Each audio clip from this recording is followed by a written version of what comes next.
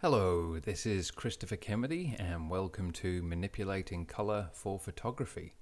Let's start in Photoshop by going to File, Open, and then we'll select Molly 1. This is a CR2 file, which is a Camera Raw file. Just click Open, and that opens in Camera Raw. You can do a lot of work here, and later on we will alter these settings before importing to Photoshop.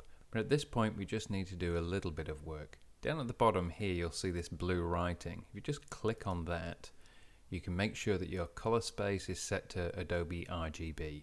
There are so many other settings depending on what you're planning to do at the end, but really the few settings at the top are the only ones you're likely to use. The sRGB is one of the more common settings, but it's a smaller color space than Adobe RGB. ProPhoto RGB is a much larger color space, but for most users that's going a little bit too far. I think with Adobe RGB you'll be able to get the results you want.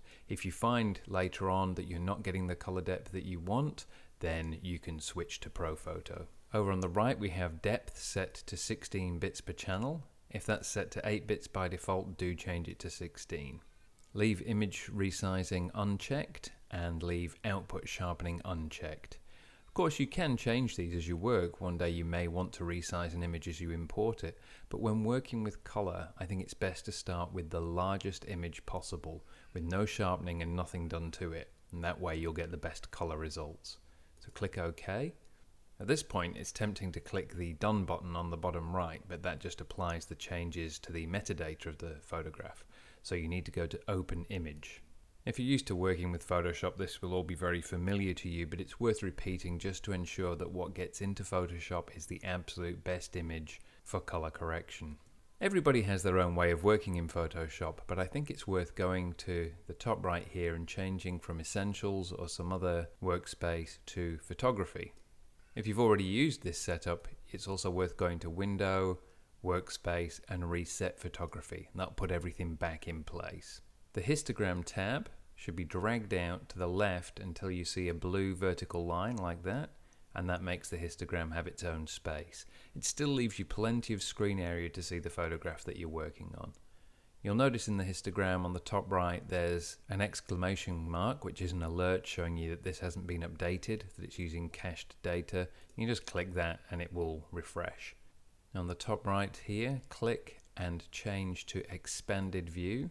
The more you can see of this histogram, the better. If you're used to reading histograms, you'll know how useful this is. If you've never used them before or find them daunting, don't worry, it's going to be extremely simple to do this. Go back up to here and change to All Channels view. I've got this set to colors. You can change it to luminosity, but you'll notice as well that I do have Show Channels in Color selected. If you deselect that, then red, green and blue are shown in white. I think it's much more intuitive to have Show Channels in Color so you can actually see the red light, the green light and the blue light. Makes much more sense. Up here you'll often change between luminosity and colors as you work. For now I'll leave this set to luminosity. Our workspace is prepared. What do we do with the image? Well, we could work on this and then save it later, but because this is a raw file, I prefer to export a perfect version of it and work on that.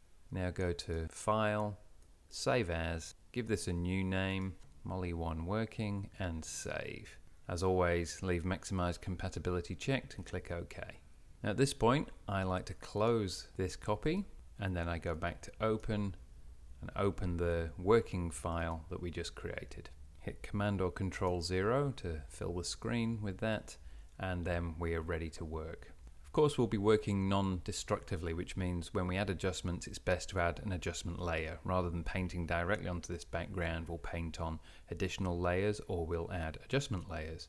So down on the bottom right here, if I click on this half-colored circle, I can choose any of these adjustment layers.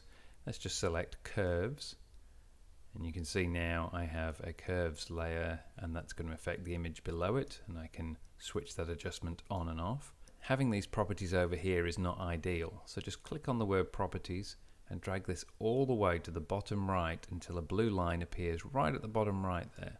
And now your properties will appear underneath your layers.